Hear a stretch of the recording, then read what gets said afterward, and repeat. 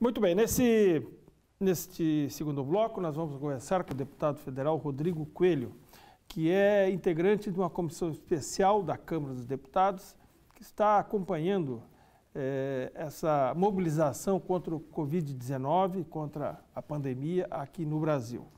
E por isso ele está por dentro de todas as novidades.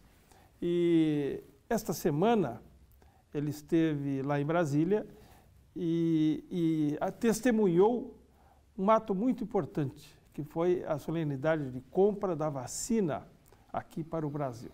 Nós vamos saber do deputado joinvilense todas as últimas novidades com relação à vacina, que é a grande esperança do mundo contra esse vírus. E eu gostaria de perguntar para o deputado Rodrigo qual a importância desse ato da compra da vacina, ou vai permitir que o Brasil seja um dos primeiros países a vacinar o maior número de pessoas? Como é que devemos situar este ato que aconteceu essa semana lá em Brasília com a presença do presidente Jair Bolsonaro? Boa noite, deputado. Boa noite, Veríssimo. Um prazer revê-lo, rever os amigos aqui da TV da cidade, bem como quem nos assiste aqui na TV.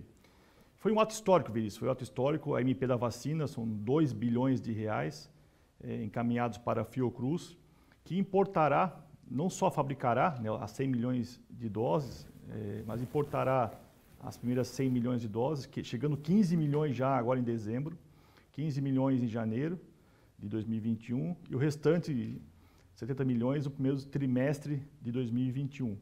Mas o mais importante é que o Brasil importará tecnologia, ou seja, haverá transferência de tecnologia para a Fiocruz, que é um órgão do governo federal que existe... Vocês estiveram visitando, né? Visitamos a Fiocruz no Rio, tem mais de 120 anos, fiquei impressionado com a competência, com as instalações da Fiocruz.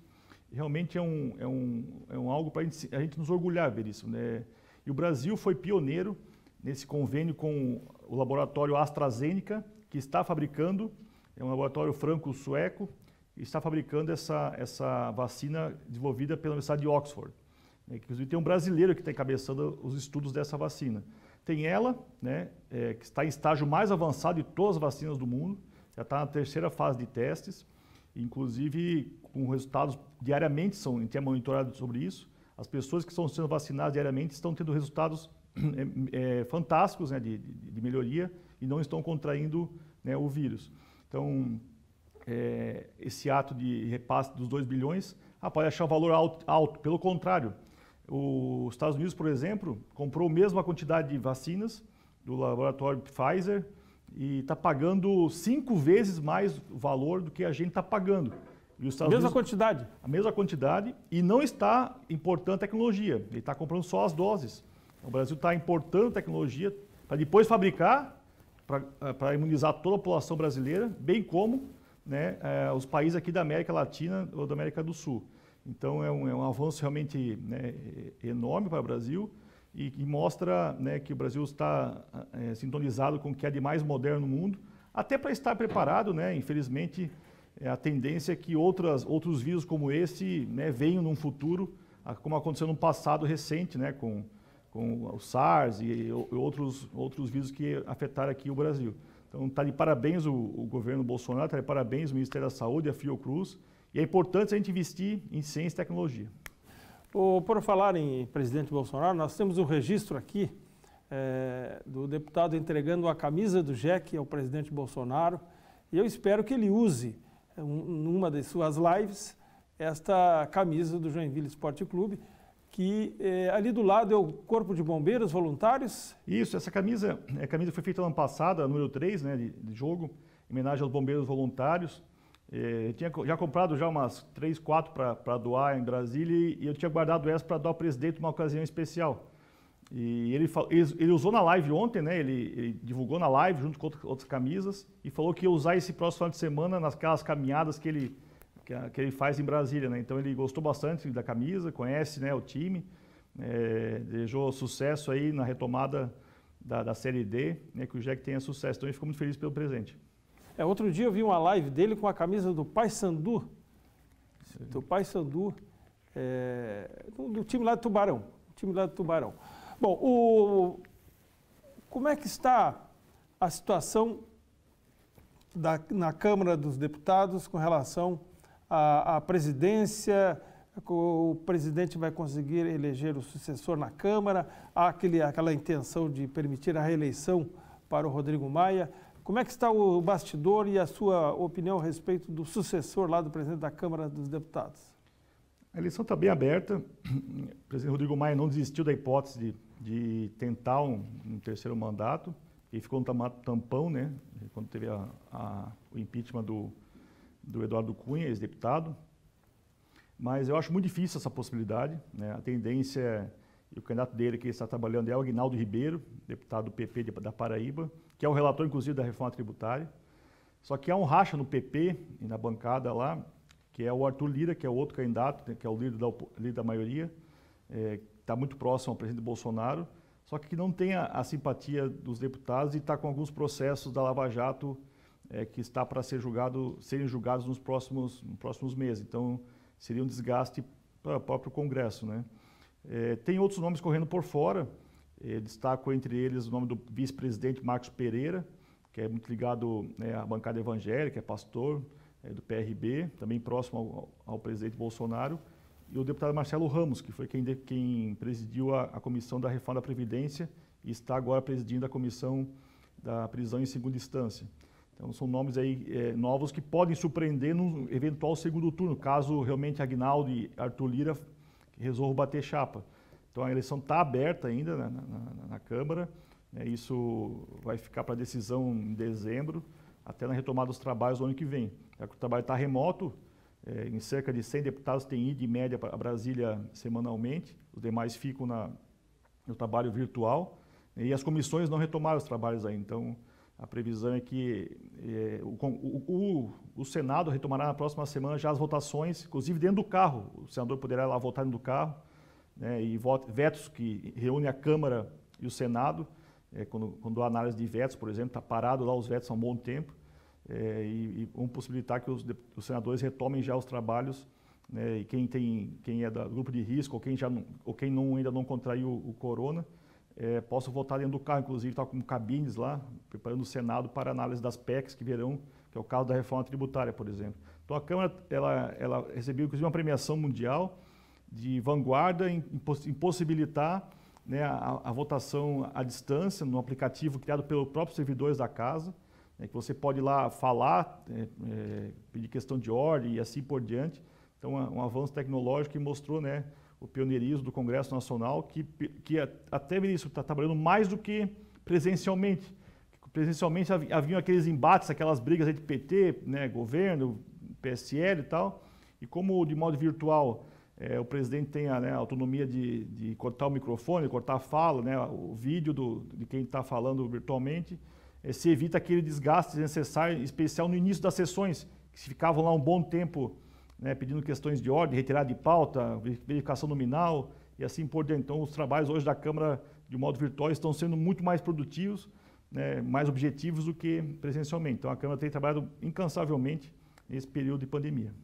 Bom, recebi essa semana a informação da sua assessoria de imprensa de que parece que um velho e grave problema está chegando ao fim, que é a falta de sinal de celular na Serra Dona Francisca.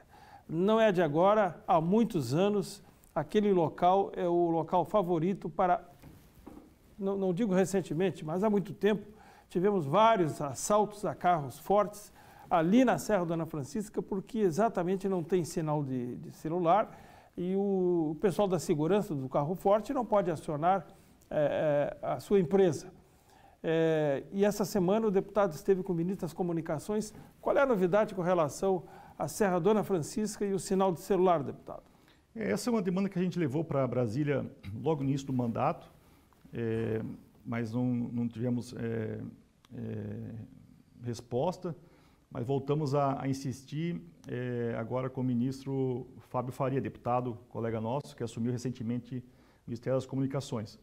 E ele conhece Joinville, né? Ele jogava tênis no passado, era contemporâneo do Guga, né? Do Ricardo Schlatter, Márcio Carlson, esse pessoal todo daquela geração, da década de 90, e jogou várias vezes em Joinville, então ele conhece bem a região, né? O ministro Fábio Faria, E ele ficou impressionado com os dados que eu levantei, né, de mais de 500 acidentes em 2018, os assaltos, né, aquela tragédia de 2015 que vitimou mais de 50 pessoas naquele ônibus que desceu a ribanceira abaixo, né?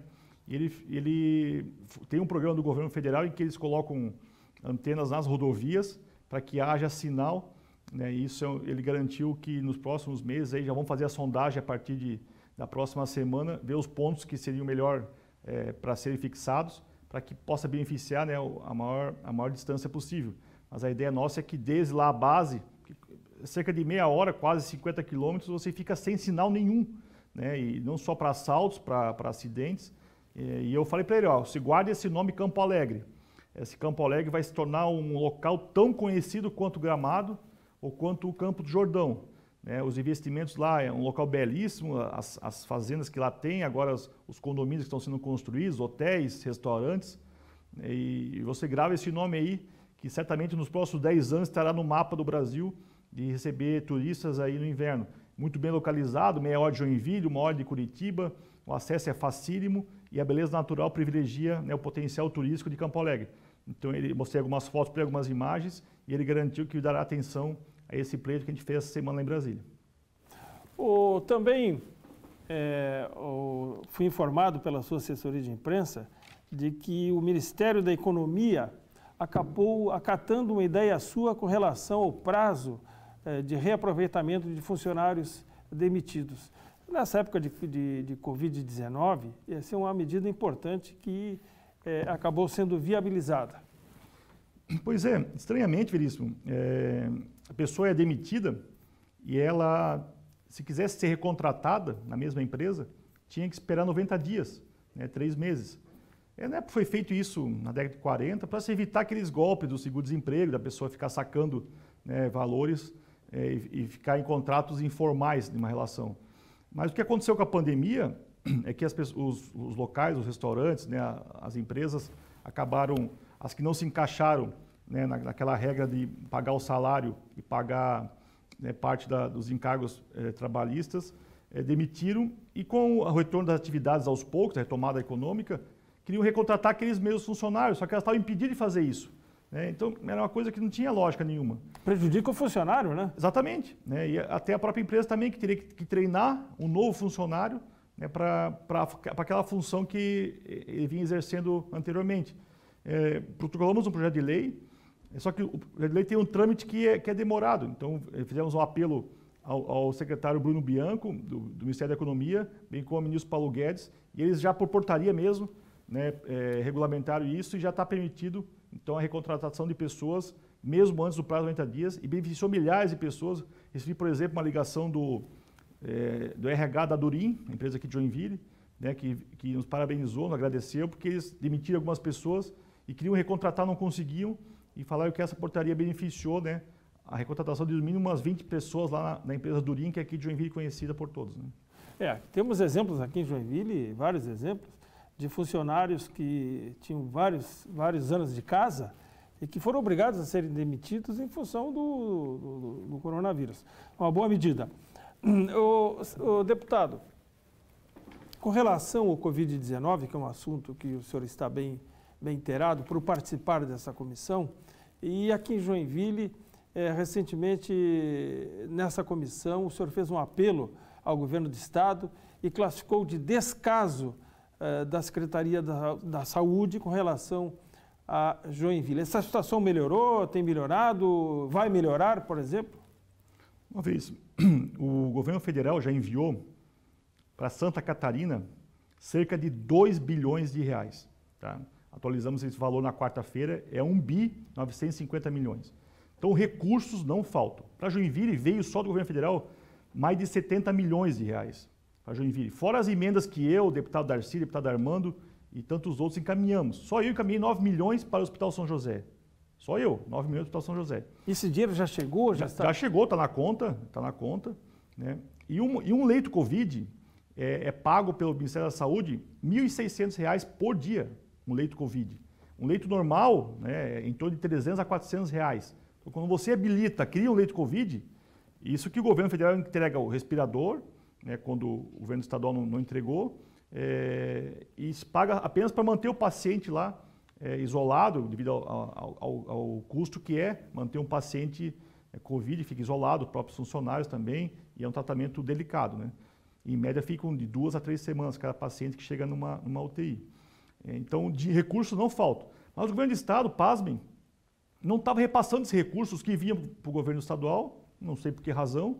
Os próprios hospitais filantrópicos, como Bethesda, o Hospital Infantil e vários outros no estado, que são mais de 50, nós aprovamos uma lei para garantir recursos a eles. Estava 50 dias parado, era só uma portaria para habilitar, né, e a gente recebeu a resposta, não do secretário de Estado, que eu confesso que é uma pessoa que não tem aptidão para a função, mas pelos funcionários de carreira da Secretaria de Estado da Saúde, devido ao acontecido, né, no caso dos respiradores, eles estavam tudo pisando em ovos, né, e vendo pelo, né, em local que não existia.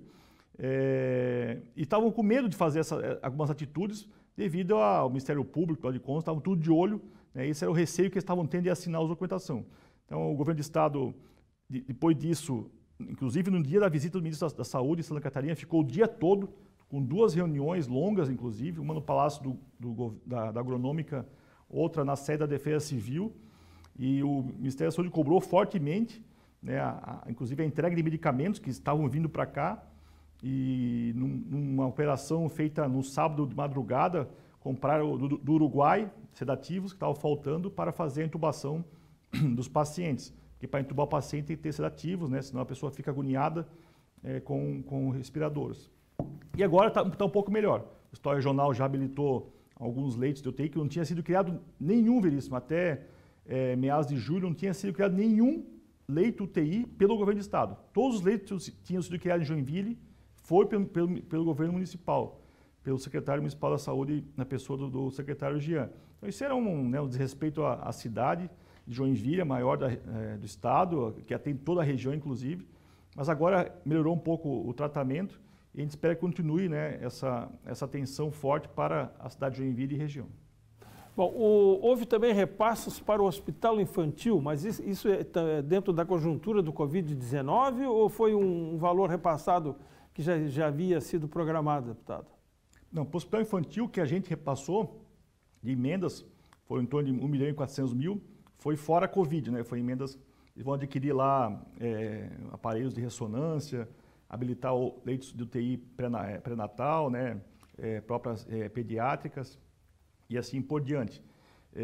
Mas para o Covid, o hospital infantil recebeu direto do governo federal, nessa MP que a gente aprovou, dos hospitais filantrópicos. Eu não lembro agora o valor exato que eles receberam, mas foi um valor considerável.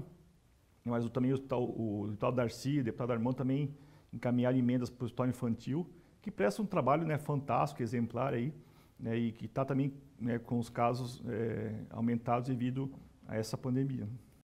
Bom, já que falamos na Secretaria da Saúde, o que o deputado está pensando, analisando sobre esses quase 1 ano e meio do governo estadual? Qual é o conceito com relação a isso? E lembrando que o governador Carlos Moisés da Silva recebeu 72% dos votos para a governadora aqui em Joinville no segundo turno. Qual é a avaliação do deputado federal Rodrigo Coelho com relação ao governo, à atuação do governo do estado nesse começo de mandato? Eu sou bem franco, eu já externei isso, né, publicamente. Falei para o governador isso nas 3 vezes que eu conversei com ele, que estava muito aquém do esperado, né? Não só devido à votação expressiva que ele teve, mas ao tratamento que deveria ser dado a Joinville, não só com espaços em secretarias, mas em recursos e em própria atenção, né, ao município. Nós vimos de governadores como Esperidião Amin, Luiz Henrique e Raimundo Colombo, que tinham uma agenda intensa, né, não só durante a semana, mas aos finais de semana. E o governador Moisés, ele se isolou, né, praticamente, tanto que ele despacha do Palácio da Agronômica, não atende no centro administrativo. Ele tinha um celular que só alguns secretários tinham, né, ele não é uma pessoa de estar presente. Eu até respeito, né, o estilo dele de se fazer política, mas isso não condiz, né, com a importância do cargo que ocupa. E colocou algumas pessoas que acabaram crescendo os olhos e fazendo coisas que estão aí respondendo processos, né? E a relação dele com a Assembleia Legislativa é praticamente nula. Tanto que o partido dele só tinha um que o apoiava e deputados, né, alguns do PDT, outros isoladamente, que tinham esse apoio. A relação com o parlamento é fundamental na democracia, num modelo em que tem, né, a repartição de poderes. Tem que ter esse relacionamento com o parlamento e ele não quis, com as próprias entidades, Fiesc, Fapesc, Faesc, né, e todas as outras aí, FCDL, não conversava, comprou uma briga desnecessária com o agronegócio ao querer aumentar, ao querer tirar a isenção dos defensivos agrícolas. Né? Então, é uma pena, né, que no momento difícil que passa o Brasil, que passa o nosso Estado, esteja correndo um processo de impeachment que é traumático por si só, né, e desvia o foco, mas eu, sinceramente, vejo muito difícil a chance dele escapar desse processo que corre na Assembleia Legislativa. Pode ganhar um tempo aqui, um tempo lá, com liminares, mas a tendência, até por não ter o voto dos deputados, é que ele seja cassado aí nos próximos meses, o que é ruim para a democracia, mas necessária pelo ocorrido. Bom, antes de fazermos uma análise sua sobre o governo municipal e o governo federal, o senhor está aliado lá com o governo Bolsonaro? Qual é a sua posição lá em termos de votação, em termos de comportamento, lá na Câmara dos Deputados? E como é que o senhor está avaliando o governo Bolsonaro? Eu sou parceiro de primeira hora, aliado, tenho minha postura independente, critico algumas posições, dá exemplo a reforma da Previdência. Tinha lá 6 pontos que eu discordava, fiz emendas com relação a isso. Não é por eu apoiar, né, o governo Bolsonaro que eu não vou apontar o dedo para coisas que eu considero equivocadas.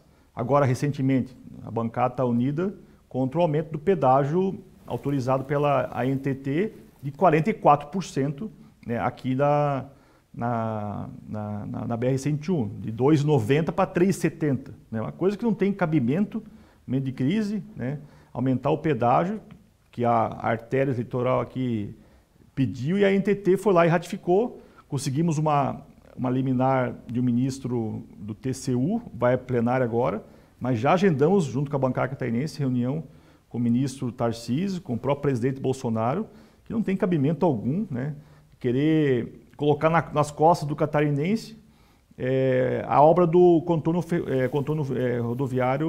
viário de Florianópolis, que custa 1 bi, que era para estar pronto já em 2012, em que a artéria, na verdade, está pecando, não só nas obras de manutenção da rodovia, mas em especial nas marginais aqui de Joinville, que deveriam estar todas prontas já, que é utilizado praticamente por todos no dia a dia.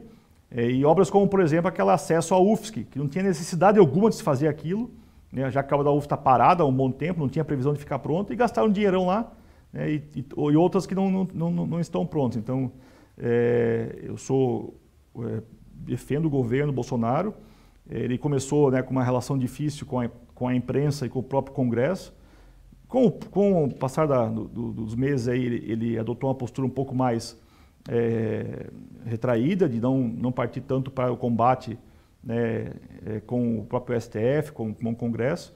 E eu vejo que nesses últimos meses melhorou bastante a relação, e tem tudo para que faça um excelente governo e o Brasil consiga superar esse momento difícil aí, de mãos dadas, né, e que a gente possa sair da crise o mais rápido possível.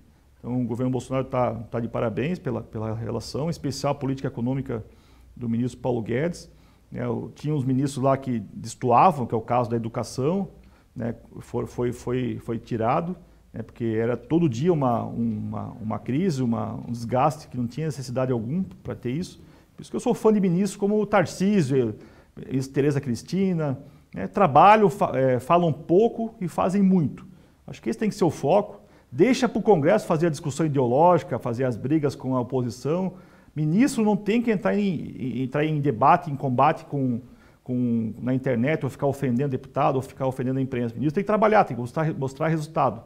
Então, isso fazem muito bem, né? Falei aqui de 2 nomes, Tarcísio e Tereza Cristina, e o próprio ministro atual da Saúde, por exemplo. Entrou com uma missão difícil, depois de ser trocado 2 ministros, e está focado em trabalhar, em entregar resultado. É uma pessoa que tem uma formação técnica no Exército, em logística. O que falta agora é isso, que tenha respiradores, tenha UTI, tenha remédio na ponta. Isso ele sabe fazer muito bem, né? E nem sempre um grande médico é um bom gestor.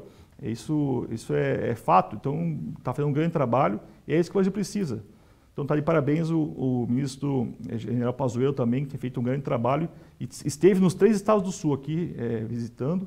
Né? E também fala pouco, ele não gosta muito de ficar lá 3, 4 horas dando entrevista. Acho que todo mundo já sabe o que tem que fazer, que é lavar as mãos, passar álcool em gel, usar máscara, não tem que ficar lá dando entrevista diariamente na imprensa, tem que trabalhar, e isso que está fazendo muito bem. Bom, e com relação ao governo municipal, vale contextualizar de que o prefeito Udo já está no seu 2º mandato, e no primeiro mandato ele teve o deputado Rodrigo como vice. E nesse 2º mandato, o deputado se elegeu vereador e 2 anos depois deputado federal. Qual é a análise com relação ao governo Udo Deller, já que, coincidentemente, dos 3 vereadores eleitos pelo PSB, o Ninfo foi para o PL e a outra vereadora, Selma do Retalho, foi para o PSDB? Perfeito. Perfeito. Para o PP? Para PSDB, o PP. PSDB. PP, né? PSDB. E o deputado Rodrigo foi para Brasília e os 2 vereadores que ficaram foram para o bloco, eles chamam de independente, mas na prática é um bloco de oposição. A sua análise sobre o governo municipal? Isso, é bom a gente contextualizar o início, né, do projeto lá atrás, processo eleitoral de 2012, onde vimos de uma gestão complicada do ex-prefeito Carlito, tumultuada, e o Luiz Henrique, na época, senador saudoso, construiu, né, junto com outras pessoas, a candidatura do então empresário Udo Deller, e com o perfil de que Joinville precisava ter um empresário para colocar a casa em ordem e que tivesse esse relacionamento com Brasília, no caso do senador Luiz Henrique, deputado Mauro e tantos outros poderiam auxiliar, né, Joinville, o próprio governador Colombo na época. Eu fui convidado a ser vice, viemos com uma grande expectativa, assumi a Fundação Cultural, reabrimos os museus, criamos a Feira do Príncipe, fizemos várias intervenções culturais nos bairros, a orquestra municipal e assim por diante.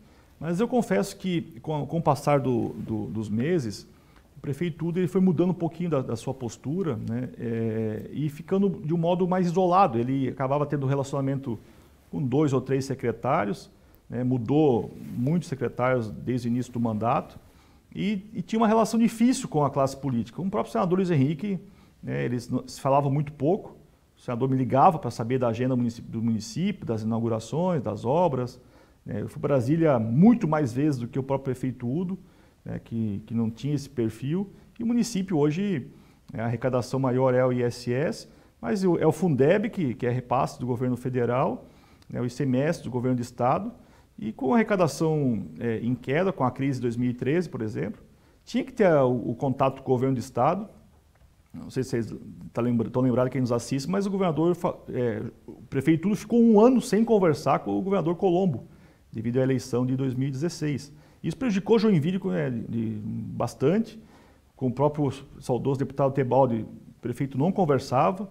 E só para vocês terem uma ideia, cada federal tem por ano 15 milhões de emenda, fora as emendas da bancada, que são mais 15 em média, e fora o contato que o deputado faz com os ministérios, consegue emendas extras, que foi o caso desses 9 milhões, por exemplo, que eu consegui para o Hospital São José.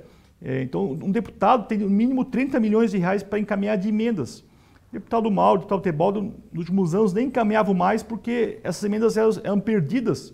Recentemente, uma emenda de 2 milhões de reais do deputado Tebaldo foi devolvida, porque não foi gasto, não foi feita a licitação, e no prazo de 4 anos, não é algo assim, é um prazo exíguo. São 4 anos para se fazer uma licitação, né? Então esse equívoco de se centralizar numa pessoa só, desde licitar uma caneta até uma ponte Joinville, né, até um estacionamento da Zona Azul e assim por diante, levou Joinville, né, a esse problema que está a cidade, não só a população Você vê um semblante, né, desmotivada, raivosa com o que está acontecendo no município, né, mas com a dificuldade de se abrir um próprio negócio, né, e obras desastrosas como a do Rio Matias, e que todo mundo falou, né, e na verdade essa obra do Rio Matias é a prova, Veríssimo, de que gestão privada é diferente de gestão pública. É diferente. O Udo sempre falou que é a mesma coisa, e é bem diferente. E obra subfaturada, que é o caso da obra do Rio Matias, é tanto caso de incompetência quanto uma obra superfaturada. Essa obra estava orçada em cerca de 70 milhões de reais. Foi licitada por 45. Era óbvio que a empresa que ganhou não tinha condição alguma de fazer uma obra dessa. Eu, particularmente, pessoal, eu não contrataria essa empresa para fazer, né, a troca do telhado da minha casa. Eu não contrataria, porque todo mundo sabia que essa empresa não tinha condição alguma para tocar uma obra da maior obra da história de Joinville, que ia remexer com todo, né, o centro da cidade, e não deu outra. E não faltaram oportunidades da gente e pessoas próximas a falar para o prefeito não assinar o contrato, né, ou mesmo depois rescindi-lo, mas demorou meses e meses para que isso acontecesse. O próprio Ministério Público teve que entrar com a ação, e só agora, no último ano eleitoral, que ele fez essa rescisão, e que vai agora judicializar, porque a empresa não vai aceitar, e vai fazer agora, né, colocar sujeira por debaixo do tapete, que é, por exemplo, fazer um calçadão lá na Jerônimo Coelho, já que as galerias lá colocadas não aguentariam o peso do ônibus, né, transporte coletivo. Então, isso é lamentável. Fez quebrar vários imóveis, comerciais, né, comércio, restaurantes e lojas da Otobem, da Visconde Toné, da Jerônimo Coelho e assim por diante. Então, é lamentável.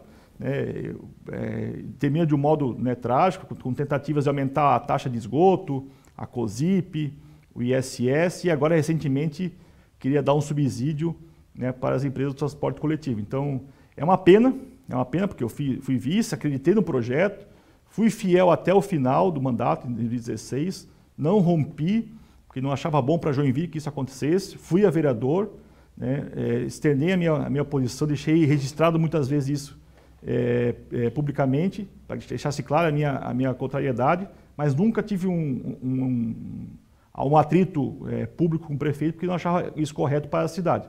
Mas, infelizmente, a gestão termina de um modo ruim e muito aquém do esperado que lá em 2012.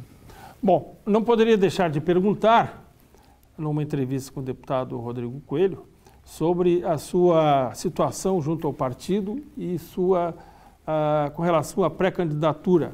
Aliás, essa é a pergunta que é mais recorrente na cidade. Hoje, por exemplo, eu fui intimado, fui perguntado por um assessor de um pré-candidato, se o Rodrigo sairia candidato ou não.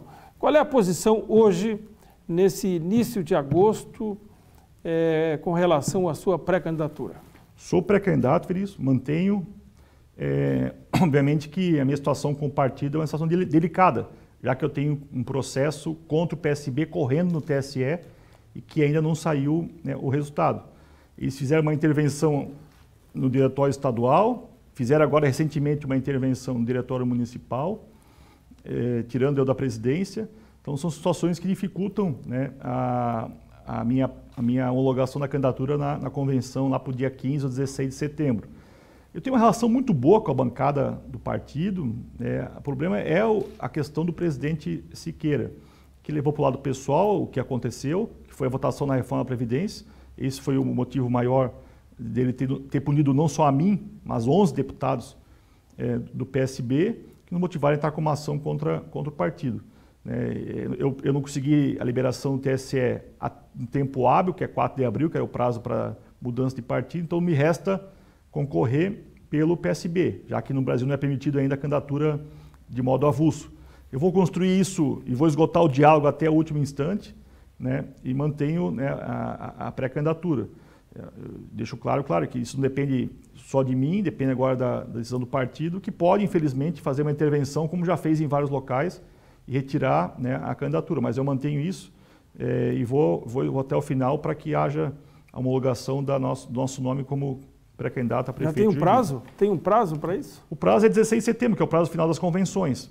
né, eu vou para a convenção. Se por acaso tiver judicializar, vou judicializar, farei isso sem nenhum constrangimento, né, mas espero que isso se resolva de uma maneira mais amigável, né, já que está se esgotando o prazo, e seria muito constrangedor, tanto para eles quanto para mim, haver uma intervenção de Brasília, numa decisão local, de uma candidatura que tem chance de chegar ao segundo turno na maior cidade do Estado, né. Então, por mais que haja um constrangimento, um atrito no passado com o partido, mas, né, a gente tem uma história. Eu fui eleito vereador pelo partido, deputado federal, primeiro na história do PSB de Santa Catarina, e tenho mantido uma relação muito boa, né. Discordo de várias posturas do partido, sem dúvida, mas a relação, acho que isso vai muito além, né, de uma eleição municipal.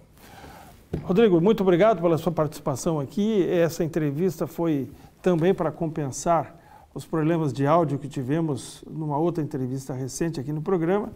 E, mais uma vez, obrigado pela sua participação aqui na TV da Cidade. Eu agradeço isso. Obrigado mesmo pelo convite, pela oportunidade. Boa noite a você, a quem nos assiste. Um forte abraço e até a próxima. Muito bem. Falamos com o deputado federal Rodrigo Coelho. Quantos seguidores no Instagram? Uns 34 mil por aí. 34 mil seguidores no Instagram. Olha, isso eu não tinha visto ainda uma pessoa aqui de Joinville com esse número de seguidores no Instagram. Mais uma vez, obrigado. Voltamos no próximo sábado. Até lá.